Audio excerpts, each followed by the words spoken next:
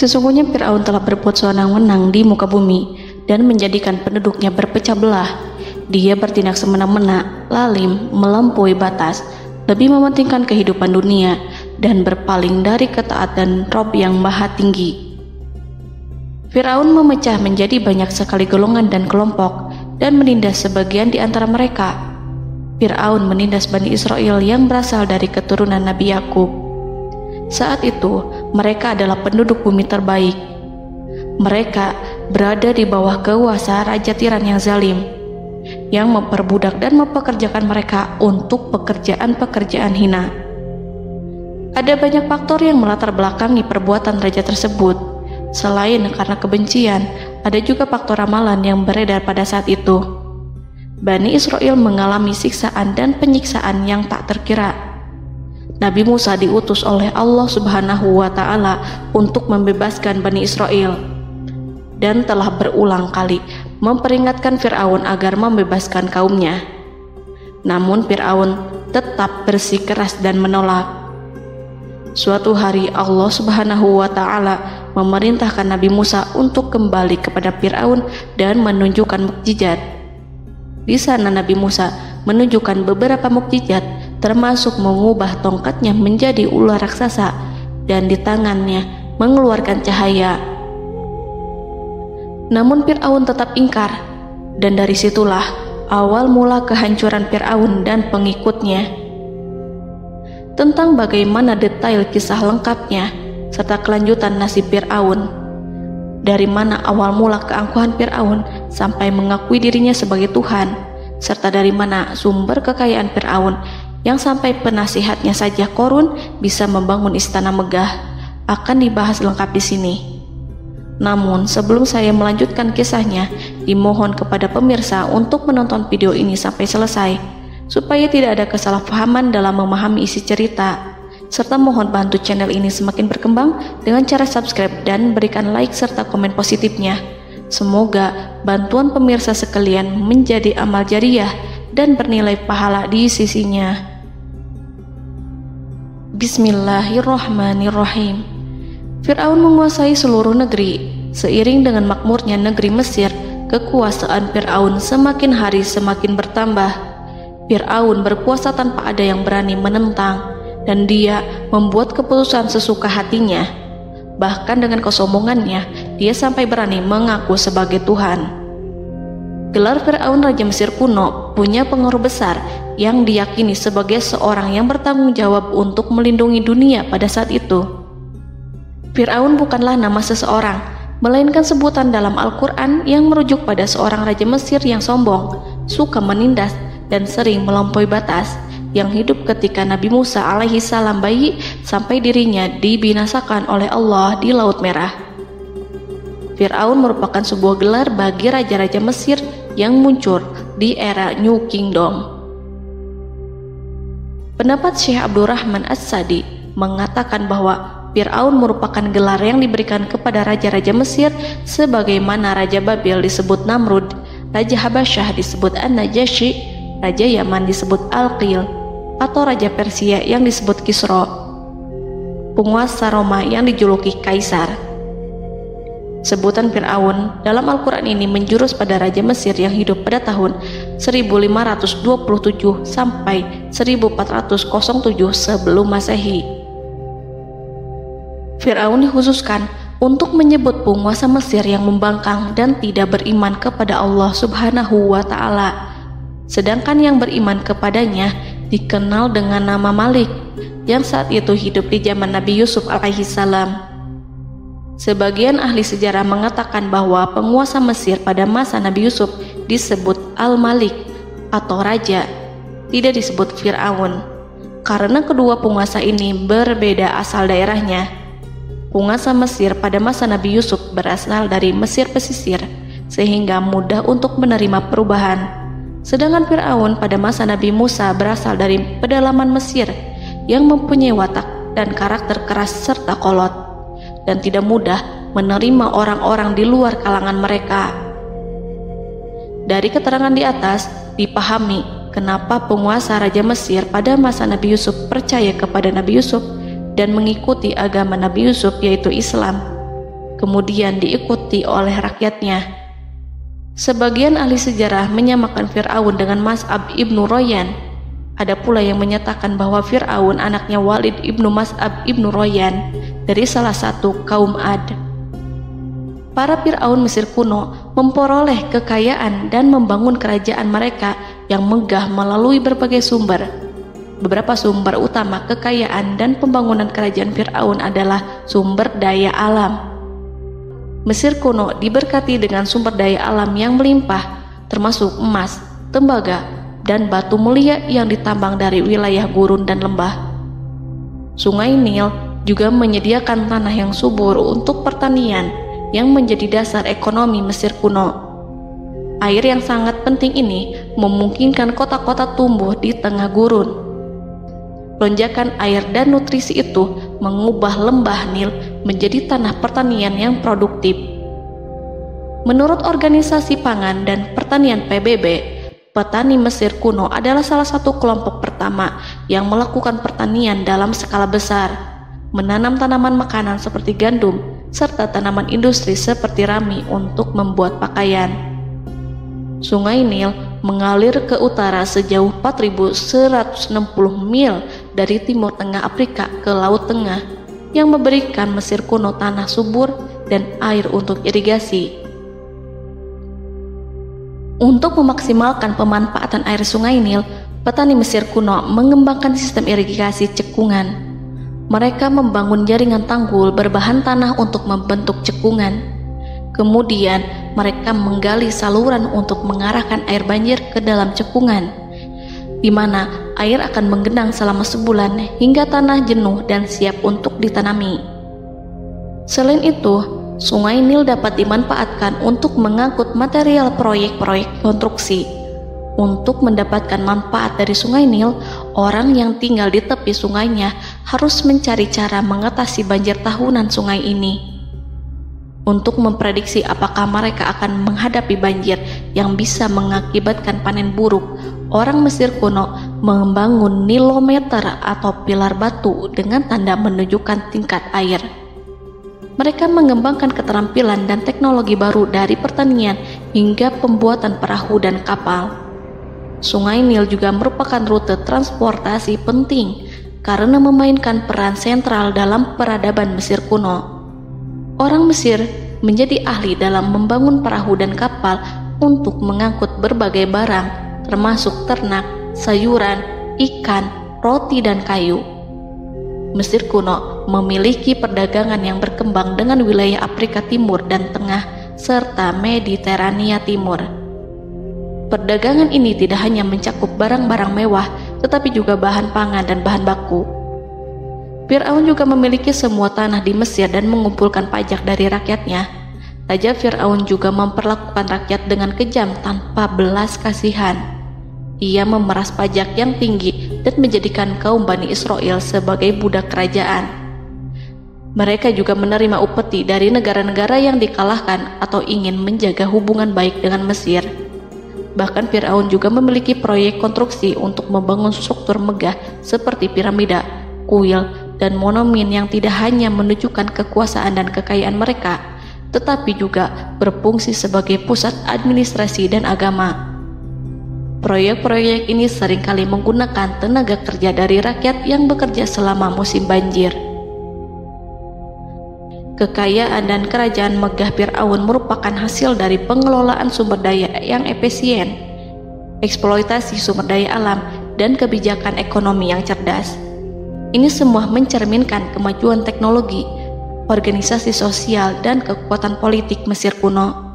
Kekayaan para Fir'aun Mesir kuno memang sangat luar biasa dan telah menjadi topik penelitian dan kekaguman selama berabad-abad.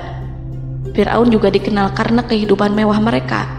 Sebagai penguasa Mesir kuno, Fir'aun hidup dengan kekayaan dan kemewahan yang hampir tak terbayangkan, yang mencerminkan kekuasaan dan status mereka.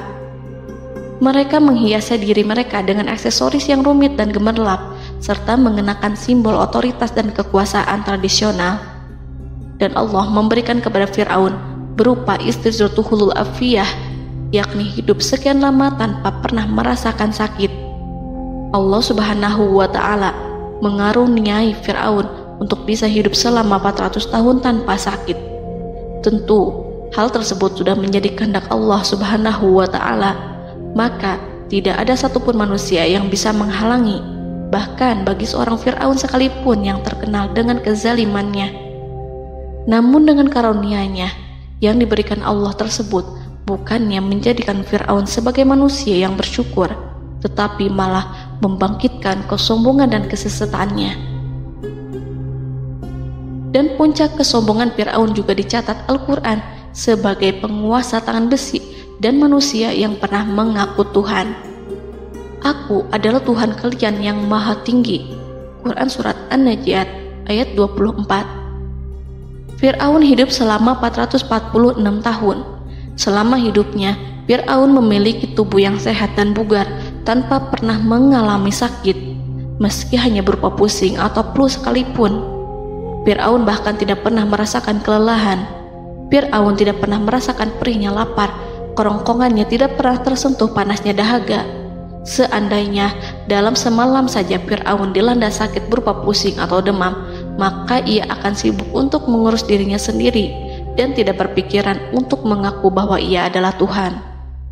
Hal ini pun dijelaskan dalam kitab Ihya Ulumuddin Al-Qut Al-Qulub oleh Imam Al-Ghazali.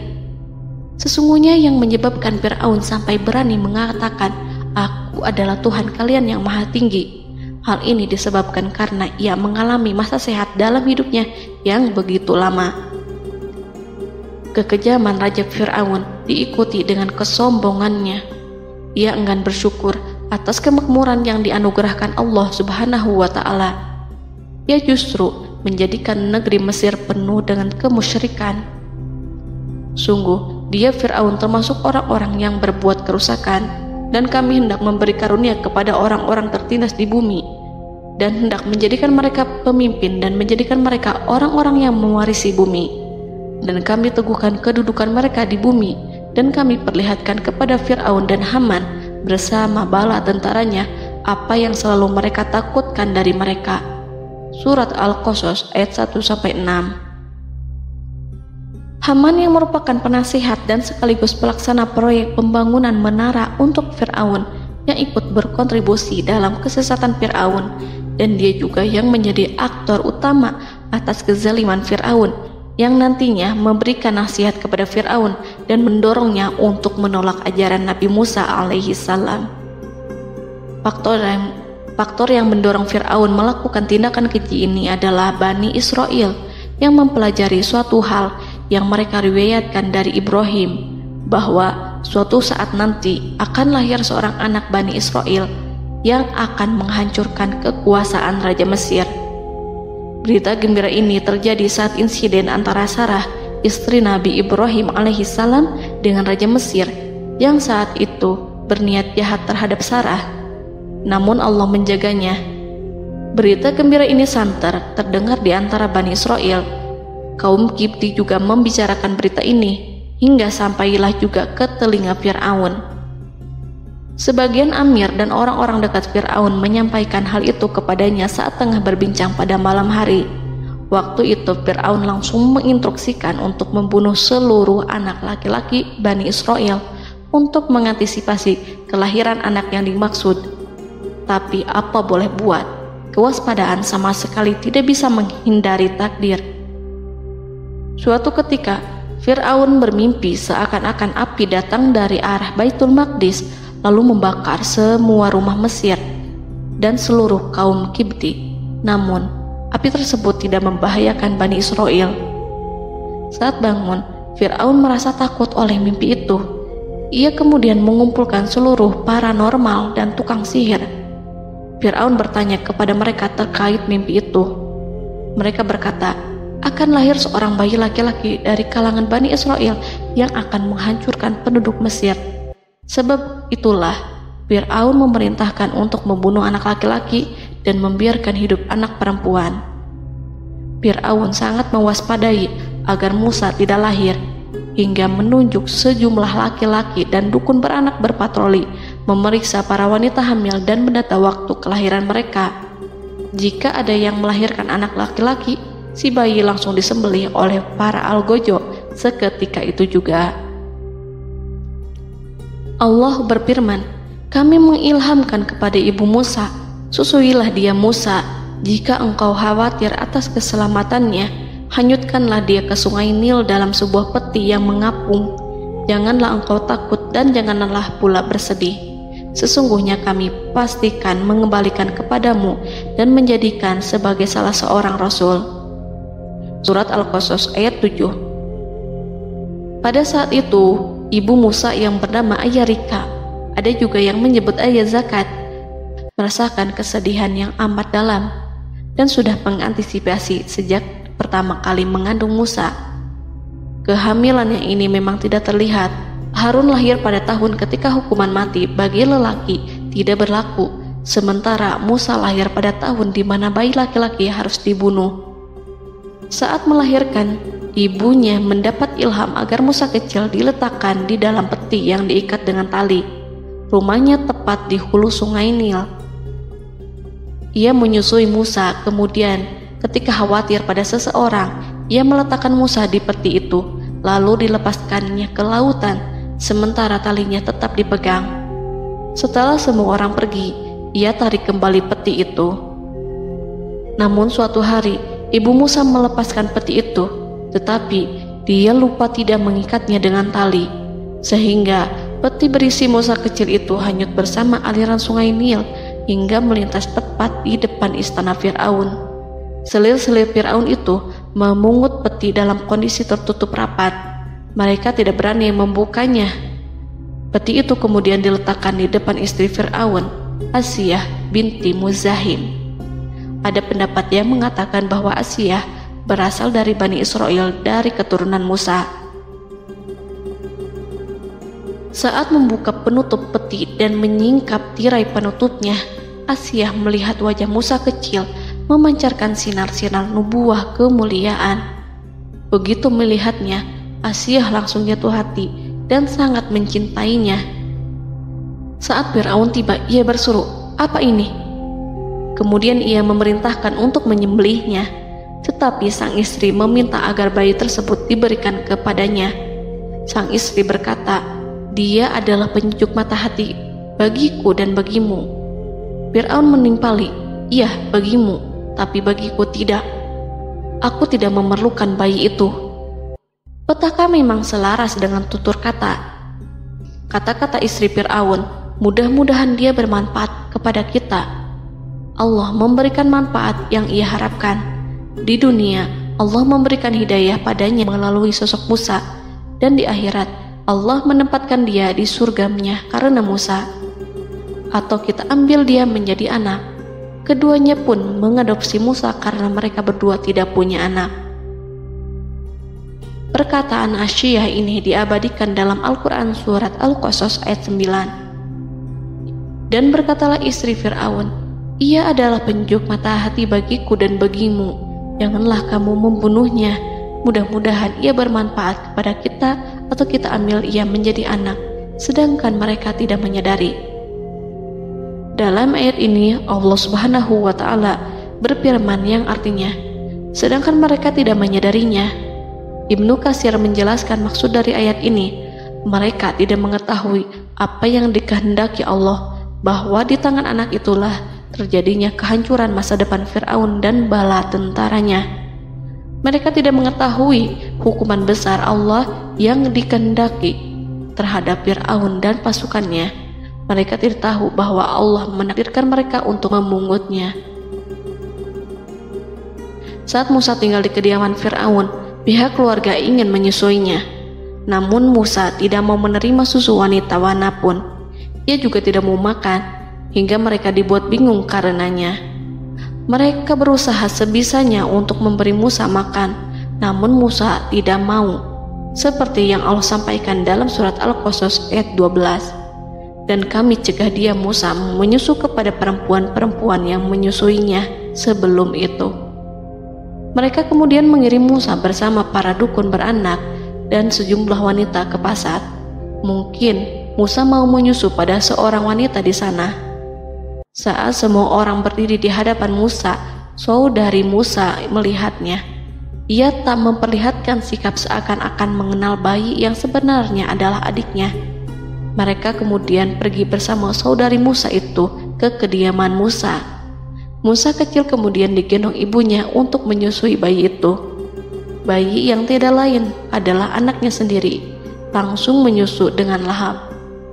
Melihat hal itu, mereka merasa sangat puas dan gembira. Mereka pun melaporkan peristiwa yang sangat menggembirakan itu kepada Asia. Asia meminta agar perempuan yang tidak lain adalah ibunya Musa itu untuk menetap bersamanya dan memohon kebaikan serta kesediaannya. Namun, perempuan itu menolaknya seraya berkata, "Sesungguhnya aku mempunyai suami dan anak-anak yang tidak bisa aku tinggalkan. Akan tetapi, aku siap melakukan jika bayi itu dibawa kepadaku ke rumahku." Akhirnya Asia mengutus ajudan kerajaan untuk menyerahkan bayi itu kepada ibunya Musa untuk disusui secara rutin. Asia kemudian memberikan berbagai macam fasilitas kepada ibu Musa, berupa biaya nafkah sehari-hari, pakaian-pakaian bagus, dan beberapa hadiah istimewa yang lainnya sebagai kompensasi upah menyusui bayi itu. Akhirnya, Musa kecil kembali ke pangkuan ibunya dan berada di bawah asuhannya. Allah telah menyatukan kembali bayi yang bernama Musa itu dengan ibunya sendiri. Fir'aun tidak akan menyangka jika Allah telah mempersiapkan sesuatu yang besar lewat kehadiran Musa kecil di kerajaannya. Sang raja bengis lagi terpedaya oleh banyaknya pasukan yang dimiliki, kekuasaan, dan luasnya kerajaan yang maha agung yang tak terkalahkan, dan takdirnya tak bisa ditentang. Allah telah memutuskan bahwa bayi itu yang dia dan pengikutnya waspadai keberadaannya itu hingga dengan bengis membunuh banyak sekali nyawa yang tak terhitung jumlahnya. Padahal anak tersebut justru tumbuh dewasa di kediamannya, di atas kasurnya, memakan makanannya, dan meminum yang ada di rumahnya. Fir'aun sendiri justru mengadopsi dan merawat serta mengasuhnya tanpa menyadari rahasia besar di balik itu.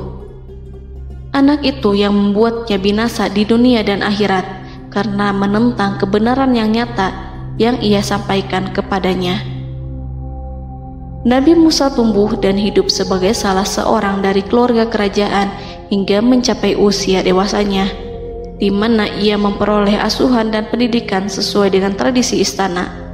Allah Subhanahu wa Ta'ala mengaruniakannya hikmah dan pengetahuan sebagai persiapan tugas kenabian dan risalah yang diwahyukan kepadanya. Musa tumbuh menjadi seorang pemuda yang mempunyai fisik dan akhlak yang kuat. Allah anugerahkan kepada Musa kesempurnaan tubuh dan kekuatan jasmani. Musa juga menyadari bahwa dia hanyalah anak angkat, tidak setetes pun darah Fir'aun mengalir padanya, dan bahwa ia keturunan Bani Israel yang ditindas dan diperlakukan sewenang-wenang oleh Fir'aun dan kaumnya. Maka dia berjanji kepada dirinya sendiri akan menjadi pembela bagi kaum-kaum yang lemah yang tertindas. Kekuatan fisik Nabi Musa memang tidak bisa diragukan. Itu terbukti pada saat Nabi Musa mampu mengangkat batu penutup sumur seorang diri, padahal batu itu hanya bisa diangkat oleh 10 orang laki-laki. Peristiwa kedua saat perkelahian antara Bani Israel dan orang Kipti atau kaumnya Fir'aun, suku asli Mesir. Saat orang Israel meminta pertolongan kepada Musa untuk mengalahkan orang Kipti, Musa menghampiri orang Kipti tersebut. Dengan tangan terkepal, Musa meninju orang Kipti dan matilah musuhnya itu. Orang Kipti hanya mati karena pukulan itu. Musa tidak sengaja dan tidak bermaksud untuk membunuh orang Kipti. Musa hanya berniat membuatnya jera. Dan karena peristiwa itulah Nabi Musa pergi meninggalkan Mesir karena Musa takut terhadap Fir'aun dan tentaranya yang akan membunuhnya. Karena jika mereka tahu bahwa Musa membunuh orang Kipti demi membela salah seorang Bani Israel, akan membuat Fir'aun dan pengikutnya mencurigai bahwa Musa memang berasal dari Bani Israel, dan pada akhirnya akan memicu sebuah permasalahan besar. Dan pada waktu yang sudah ditentukan oleh Allah, sekitar 10 tahun Nabi Musa meninggalkan Mesir. Pada akhirnya Allah mengamanahkan dia sebagai seorang rasul. Allah anugerahkan kepadanya hikmah kenabian dan pengetahuan di usia 40 tahun.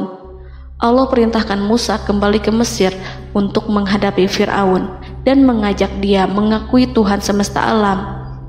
Tugas ini penuh dengan bahaya, mungkin bisa membuat Musa kehilangan nyawa, tetapi menuruti perintah Allah itu mutlak baginya. Ditemani oleh saudaranya Harun untuk membantunya membenarkan perkataannya. Lidah Musa cedal karena bara api yang pernah diletakkan di lidahnya saat Fir'aun hendak menguji akalnya setelah menarik jingat Fir'aun hingga berdarah. Fir'aun bermaksud untuk membunuhnya. Asyah mengkhawatirkan Musa lalu berkata, dia masih kecil. Fir'aun kemudian menguji Musa dengan meletakkan buah dan bara api di hadapannya. Musa kecil hendak bermaksud meraih buah-buahan, tetapi tangannya dialihkan oleh malaikat. Lalu Musa mengambil bara api dan ia letakkan di lidahnya. Lidahnya cedal karena bara api ini. Musa meminta kepada Allah agar kekakuan yang ada di lidahnya dihilangkan sebagian, sebatas agar kata-katanya bisa dipahami, dan tidak meminta untuk dihilangkan secara total, karena para rasul hanya meminta sebatas yang diperlukan. Pergilah kamu kepada Fir'aun, karena dia benar-benar telah melampaui batas, maka berbicaralah kamu berdua kepadanya dengan kata-kata yang lemah lembut. Mudah-mudahan dia sadar atau takut. Quran Surat Toha ayat 42-43. Ini merupakan sifat santun dan kasih sayang serta rahmat Allah terhadap makhluknya, meski Allah mengetahui kekafiran dan kesewenang-wenangan dan kesombongan Fir'aun. Bersama Harun, Musa mendatangi Fir'aun setelah menemui beberapa rintangan yang lazim ketika akan menemui raja pada waktu itu. Pertemuan Musa dan Harun juga dihadiri oleh beberapa anggota pemerintahan dan penasihat. Bertanyalah Fir'aun kepada mereka berdua, siapakah kalian berdua ini? Musa menjawab, kami Musa dan Harun adalah pesuruh Allah agar kamu membebaskan Bani Israel dari perbudakan dan penindasanmu dan menyerahkan mereka kepada kami agar mereka menyembah kepada Allah dengan leluasa dan menghindari siksaanmu. Fir'aun segera mengenal Musa dan berkata kepadanya, bukankah engkau Musa yang sudah kami asuh sejak bayimu dan kami asuh dalam istana sampai usia remajamu dan mendapat pendidikan serta pengajaran yang menjadikan engkau pandai? Dan bukankah engkau yang melakukan pembunuhan terhadap diri daripada seorang dari golongan kami? Sudahkah engkau lupa terhadap itu semua dan tak ingat akan jasa kami kepadamu? Musa menjawab, bahwasannya engkau telah mengurus aku sejak kecil. Itu bukanlah jasa yang dapat kamu banggakan, karena jatuhnya aku pada tanganmu akibat dari kekejaman dan kezalimanmu tatkala engkau memerintah agar orang-orangmu menyembelih setiap bayi laki-laki yang lahir, sehingga ibuku membiarkanku mengapung di sungai Nil dan aku dipungut oleh istrimu, sehingga selamatlah aku dari pengejaranmu dan penyembelihanmu. Dan kebaikan yang engkau sebutkan itu sebanding dengan perlakuanmu terhadap sebuah suku bangsa besar, yaitu Bani Israel secara keseluruhan, karena engkau telah menindas dan menjadikan mereka budak-budak untuk melayanimu. Dan mengenai pembunuhan itu merupakan kehilafanku, lalu aku lari darimu karena aku takut kepadamu. Namun peristiwa itu merupakan rahmat dan hikmah yang terselubung bagiku, sebab dalam perantauanku setelah aku melarikan diri dari negerimu ini, Allah Subhanahu wa Ta'ala mengaruniakanku dengan hikmah ilmu dan mengutus aku sebagai rasul. Maka dalam rangka tugasku sebagai rasul, datanglah aku kepadamu atas perintah Allah untuk mengajak engkau dan kaummu untuk menyembah Allah dan meninggalkan kezaliman serta penindasanmu terhadap Bani Israel yang kau pekerjakan dan perbudak mereka untuk melakukan pekerjaan dan melayanimu. Fir'aun bertanya, siapakah Tuhan yang engkau sebut-sebut itu, hai Musa? Adakah Tuhan di atas bumi ini selain aku yang patut disembah dan dipuja? Musa menjawab, ya, yaitu Tuhanmu dan Tuhan nenek moyangmu, serta Tuhan alam semesta. Fir'aun bertanya, siapakah Tuhan alam semesta itu? Musa menjawab, ialah Tuhan langit dan bumi, dan segala yang ada di langit dan di bumi. Berkatalah Fir'aun kepada para penasehatnya dan para pembesarnya, sesungguhnya Rasul yang diutus kepada kamu ini adalah seorang yang gila. Kemudian ia balik bertanya kepada Harun dan Musa, siapakah Tuhan kamu berdua? Akulah Tuhanmu yang paling tinggi. Surat An-Najiat ayat 23-24. Dan Fir'aun berkata, wahai para pembesar kaumku, aku tidak mengetahui ada Tuhan bagimu selain aku. Quran Surat Al-Qasas ayat 38.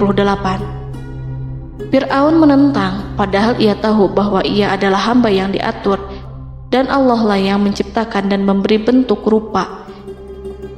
Dan mereka mengingkarinya karena kezaliman dan kesombongannya, padahal hati mereka meyakini kebenarannya. Maka perhatikanlah bagaimana kesudahan orang-orang yang berbuat kerusakan. Quran Surat An-Naml ayat 14.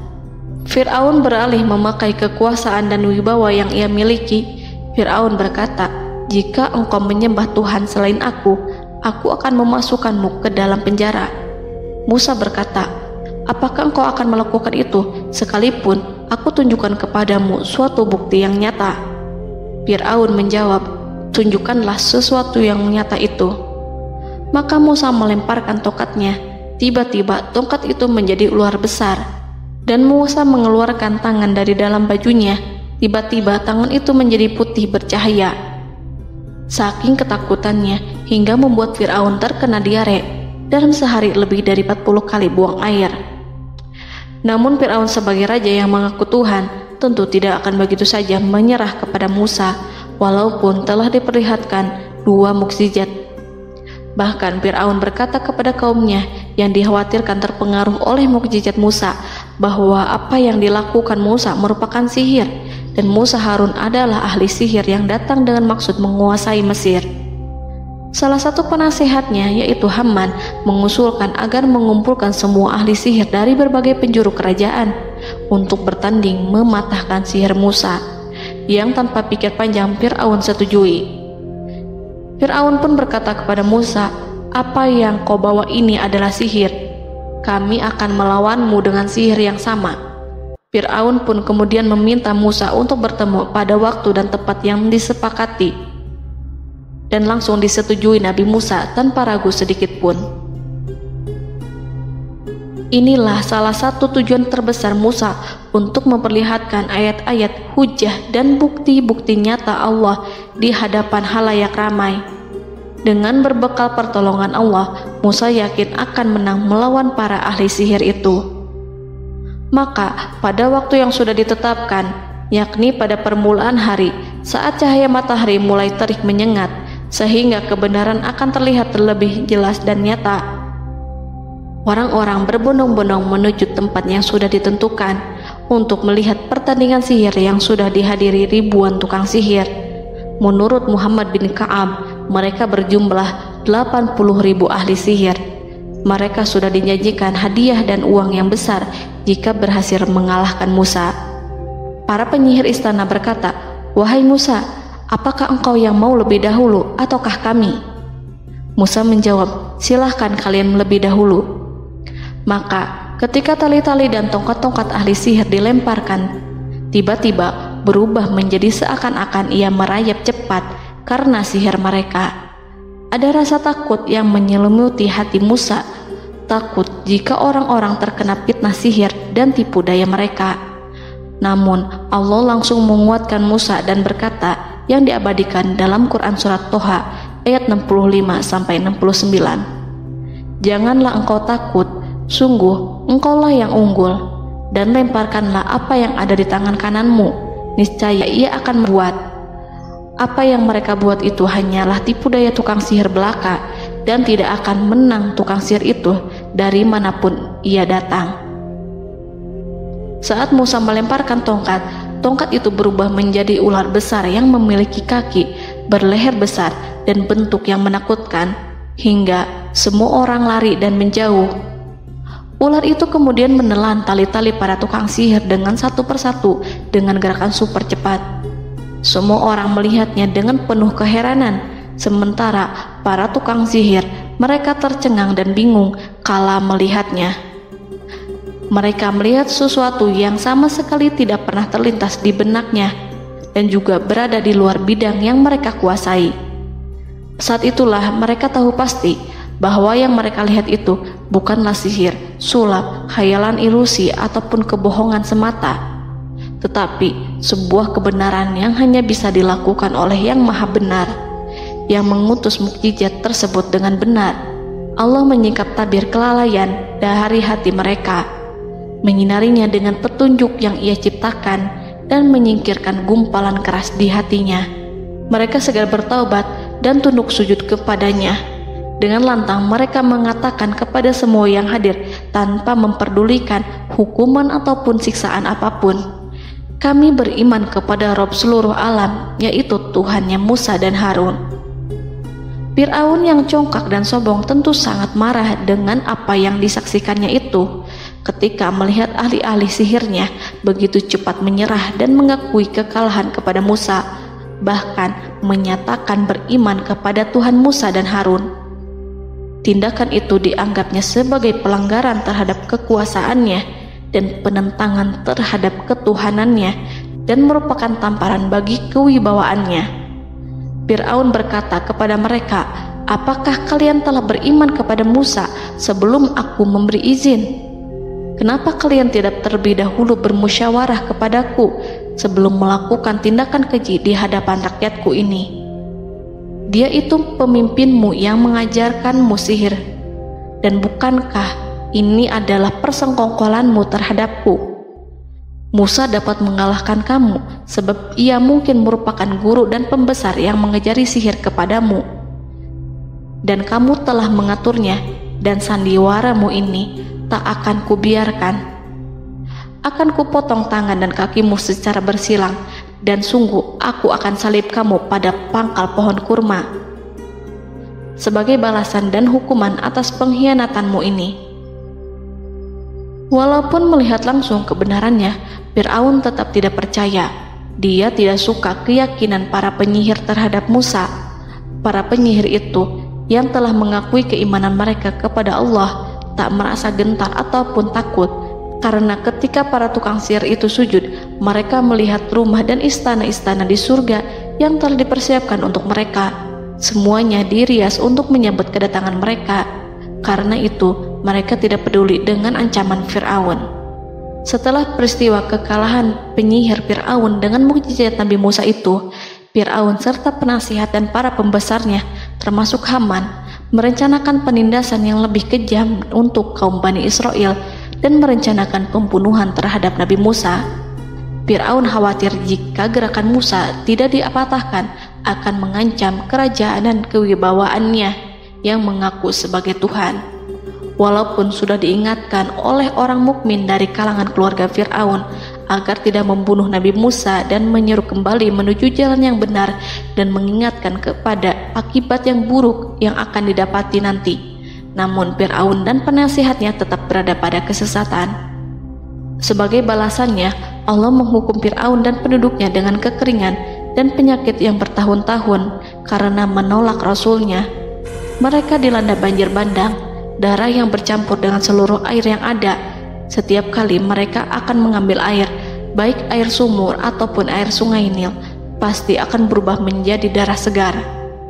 Serbuan belalang pun tidak bisa mereka hindari. Belalang menghinggapi tanaman hingga tak menyisakan satupun buah, daun ataupun rumput. Serangan hama dan wabah katak juga mengerumuni mereka hingga berjatuhan di makanan, wadah-wadah, sampai-sampai ketika ada yang membuka mulut untuk makan ataupun minum, pasti ada katak yang jatuh di situ. Semua hukuman itu hanya menimpa Fir'aun dan pengikutnya, sama sekali tidak menimpa Nabi Musa dan Bani Israel.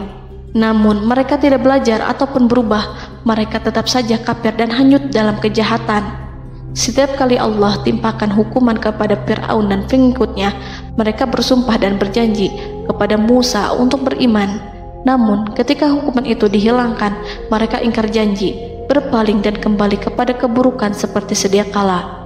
Dari semua penderitaan ini, Allah perintahkan Musa membawa pengikutnya keluar dari Mesir, memulai perjalanan berbahaya antara hidup dan mati. Setelah mengetahui keberangkatan Nabi Musa dan Bani Israel, Fir'aun bersama tentaranya bergerak untuk membantai mereka. Dengan pasukan besar yang berjumlah lebih dari 1.600.000 personil, ditambah 100.000 ekor kuda berwarna hitam legam, Fir'aun berhasil mengejar rombongan Nabi Musa yang saat itu berjumlah 600.000 prajurit di pantai Laut Merah saat matahari terbit. Pasukan Fir'aun mengepung mereka dari semua arah. Di belakang mereka ada tentara Fir'aun yang kejam, sementara di hadapan mereka Laut Merah yang membentang luas. Kala situasi kian genting dan Fir'aun beserta seluruh pasukannya mendekat dengan kesungguhan hati, diperkuat dan persenjataan, juga dengan amarah dan kedengkian, penglihatan tidak menetap mengarah ke suatu tujuan, dan hati naik menyesak sampai ke tenggorokan. Saat itulah Yang Maha Penyantun lagi kuasa, Rob Arsy yang mulia, mewahyukan kepada Musa, "Pukullah laut itu dengan tongkatmu." Maka tatkala Musa memukulkan tongkatnya ke lautan, laut itu pun terbelah. Air lautan berdiri tegak laksana gunung yang terbelah oleh kuasa yang maha agung, yang bersumber dari zat yang mengatakan kepada sesuatu, "Jadilah," maka jadilah sesuatu itu. Allah memerintahkan angin barat untuk menyapu kerikil-kerikil hitam lautan, hingga dasar lautan berubah menjadi tanah yang kering, yang tidak melekat pada kaki-kaki kuda dan hewan. Allah memerintahkan Musa untuk melintas bersama kaumnya. Mereka segera turun melintas dengan senang. Mereka menyaksikan sebuah hal yang membuat mata tercengang dan memberikan petunjuk pada hati orang-orang yang mukmin. Setelah Musa bersama kaumnya melintas secara keseluruhan dan keluar dari lautan, saat itulah pasukan garis depan Fir'aun baru masuk. Saat itu Musa bermaksud memukulkan tongkat ke lautan agar kondisi laut kembali seperti sedia kala, agar Fir'aun dan pasukannya tidak bisa mengejar.